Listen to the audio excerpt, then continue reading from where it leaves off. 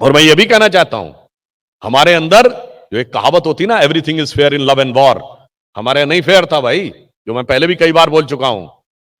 किसी भारत की भाषा में, हिंदी, संस्कृत या किसी भारतीय भाषा में ऐसी कोई कहावत नहीं है कि युद्ध और प्रेम में सब कुछ उचित अनुचित है। अगर सब कुछ उचित अनुचित है तो आतंकवाद भी जायज है, एसिड फेंकने वाले भी जायज है? नहीं, हमारे यहां युद्ध का धर्म है और प्रेम का परित्याग है। प्रेम त्याग मांगता है और युद्ध धर्म मांगता है। और वो कैसे था आपको, ये तो उत्तर भारत की बात हो गई, मैं उदाहरण देना चाहता हूं।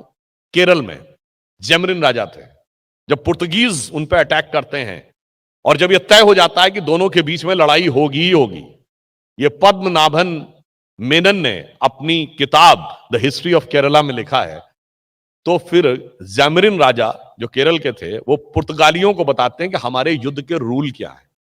तो कहते हैं नंबर 1, युद्ध जनता के बीच में नहीं होगा, किसी दूर मैदान में होगा। इसीलिए आप देखिए हमारे यहां जितनी भी लड़ाइयां होती थी वो किसी मैदान में होती थी, कुरुक्षेत्र के युद्ध से लेके बाहर तक। उन्होंने कहा नंबर 2, युद्ध में कोई भी हारेगा जीतेगा, जनता का कोई कत्लेआम नहीं होगा, महिलाओं के साथ कोई दुर्व्यवहार नहीं होगा। कहते हैं ठीक। फिर कहते हैं नंबर 3, हम जब नगाड़ा बजाएंगे और रिवर्स में आप नगाड़ा बजा देंगे, उसके बाद ही युद्ध होगा। हम बगैर चेतावनी दिए आक्रमण नहीं करते और जब तक ये इंश्योर ना हो जाए कि वो लड़ने को तैयार नहीं हो गया तब तक आक्रमण नहीं करते। ऐसे उन्होंने कई उदाहरण बताए। तो वो लिखते हैं कि पुर्तगीज ने कहा कि they are talking about a war और they are talking about a sports tournament, क्योंकि उन्हें समझ ही में नहीं आ रहा था कि इतने नियम से लड़ाई लड़ी जा सकती है। ये हमारे यहां युद्ध का धर्म था। इसीलिए मैं एक आपको फैक्ट बताना चाहता हूं, दुनिया में युद्ध में लोगों के द्वारा नरसंहार करके, सेनाओं के द्वारा, राजाओं के द्वारा जो लोग मरवाए गए, मतलब I am not talking about, एक तो होता वॉर में मरना, एक होता जीतने के बाद पब्लिक का नरसंहार कर देना, या रूलर के द्वारा अपनी प्रजा को मरवा देना। उसके बारे में बहुत एथेंटिक रिसर्च एक हुई है। एक है प्रोफेसर R.J. रमल, हवाई यूनिवर्सिटी के प्रोफेसर हैं। उन्होंने करीब 20-25 साल रिसर्च करने के बाद लास्ट 2500 ईयर्स की डॉक्यूमेंटेड हिस्ट्री लिखी है। उसको कहते हैं डीमोसाइड, मतलब जिसमें किलिंग बाय दी गवर्नमेंट। और उसमें उन्होंने लिखा है भारत दुनिया का एकमात्र ऐसा राज्य है, राष्ट्र है, जहां 13वीं सेंचुरी से पहले कोई मैसेकर हुआ ही नहीं। बस 2 उन्होंने एग्जाम्पल दिए हैं, एक कलिंग और एक कोई सती करके साउथ में था, जिसमें भी कुछ हजार लोग मारे गए। और उसमें भी उन्होंने कहा जिस राजा ने किया वो डिस्कार्ड किया गया सोसाइटी के द्वारा और उसको पश्चाताप हुआ और उसने अपने को चेंज किया। उसको कलिंग के मैसेकर के लिए महान नहीं माना गया, पश्चाताप के लिए महान माना गया जब उसने बदलाव किया। तो आप खुद सोच लीजिए, हम एकमात्र देश जो इस ढंग के युद्ध को मानते। उसके बाद आप आइए, हेमू ने 20 लड़ाइयां जीती, जब कलकत्ता से दिल्ली तक, एक हारी वही पढ़ाई जाती है। आप सोचिए माइंडसेट कैसे बनाया गया। मराठों ने कितनी लड़ाइयां जीती, आपने हिस्ट्री में सिर्फ वो पानीपत की तीसरी लड़ाई पढ़ी जिसमें हारे गए। अभी आपने पिक्चर देखी होगी जो आई थी कुछ साल पहले, बाजीराव मस्तानी।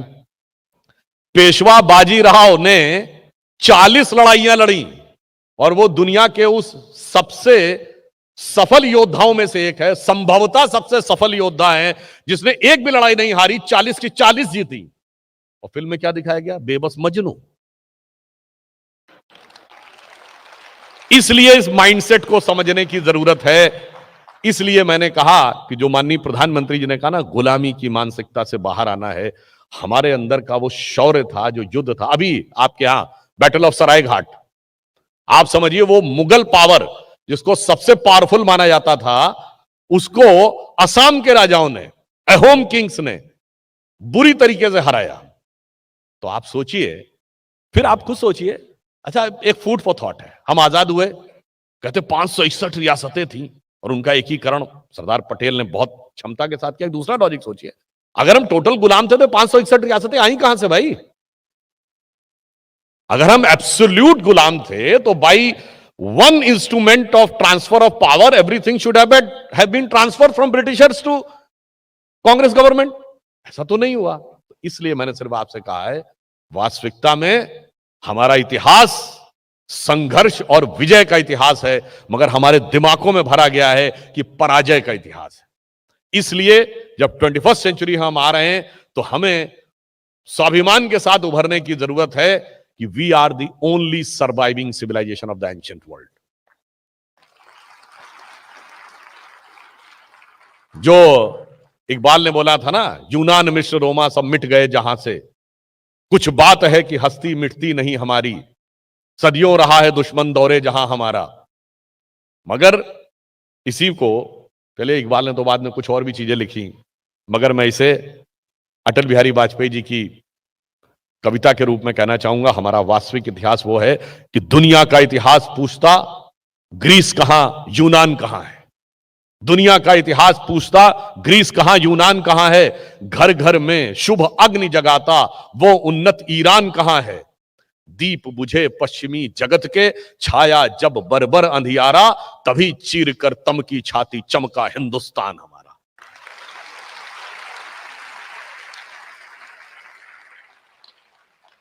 अब आप कहेंगे ठीक है साहब, हिस्ट्री में बहुत रहे होंगे, आज उसका क्या रिलेवेंस है। अब आज का रिलेवेंस बताता हूं। Indian army is the one of the most active army in the UN peace keeping force.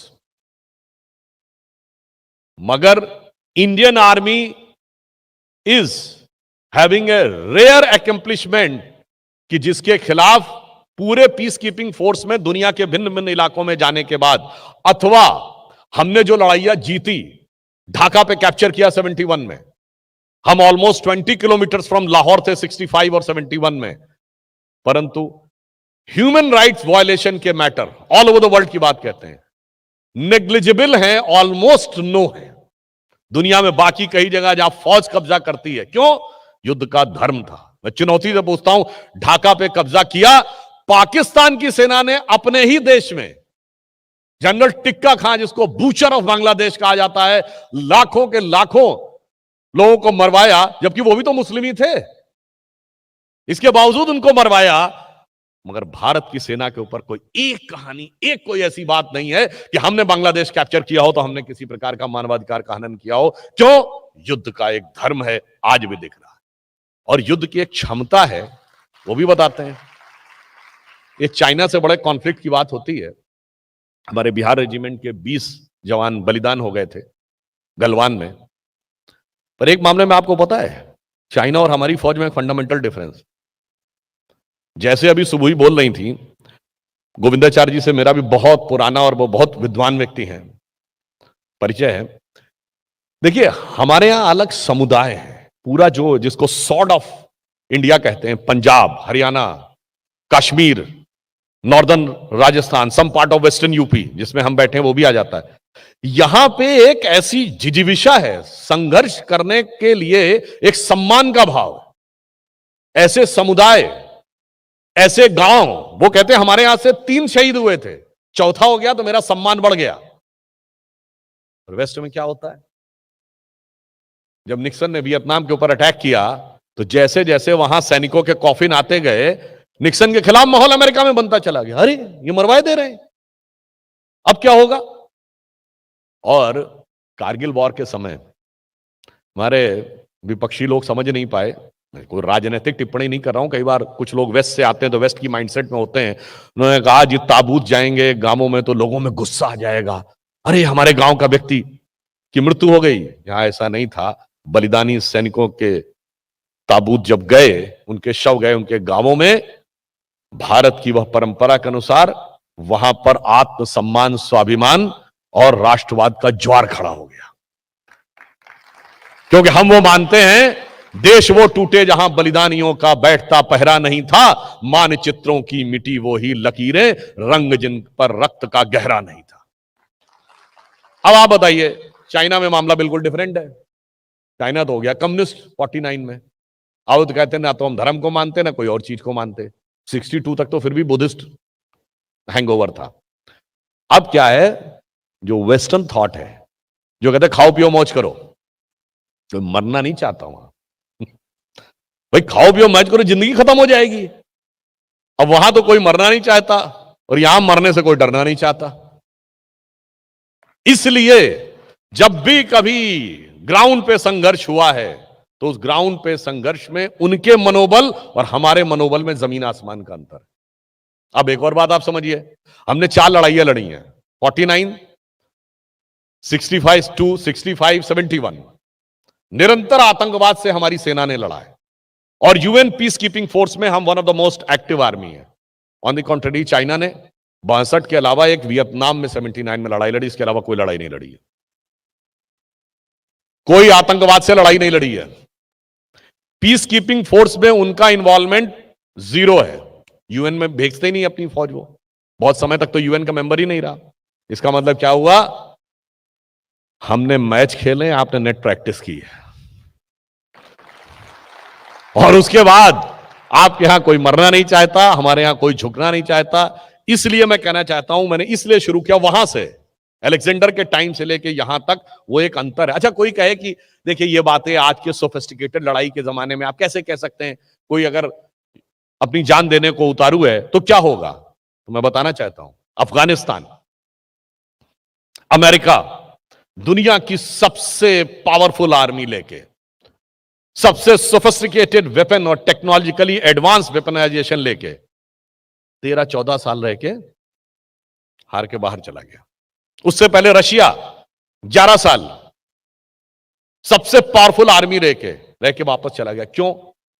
अगर आपके पास वेपन थे तो वहां हर कदम पे आदमी खड़ा हुआ था कि मैं मरने को तैयार हूं, सरेंडर करने को तैयार नहीं हूं।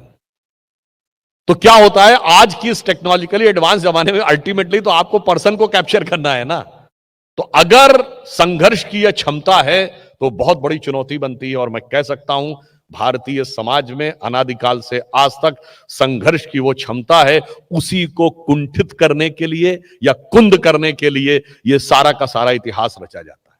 ये मैंने सिर्फ इसलिए आपको बताया कि हम जगत गुरु हैं, वो तो सभी कहते थे, मगर हम इतने बड़े वीर योद्धा हैं ये कोई नहीं बताता था।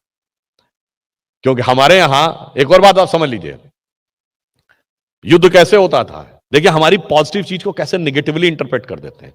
एक किला है जिसपे चारों तरफ से घेरा डाल दिया गया, उसके बाद मामला यह हो गया कि 6 महीने के बाद अंदर केवल बचे 200 लोग और बाहर 10,000 की फौज। दुनिया में कहीं ऐसी परिस्थिति उत्पन्न हुई तो what was the result? The result was surrender. हमारे यहां तो सरेंडर होता ही नहीं। देयर आर 2 ऑप्शंस, विन और डाई। तो क्या होता था, वो 200 लोग बाहर निकलते थे केसरिया बाना बांधकर और हाथ में तलवार लेके भवानी मां की कसम खाके, not with the motive do और डाई। डू और डाई पे तो दुनिया में बहुत लड़ाइयां हुई, with the motive to die.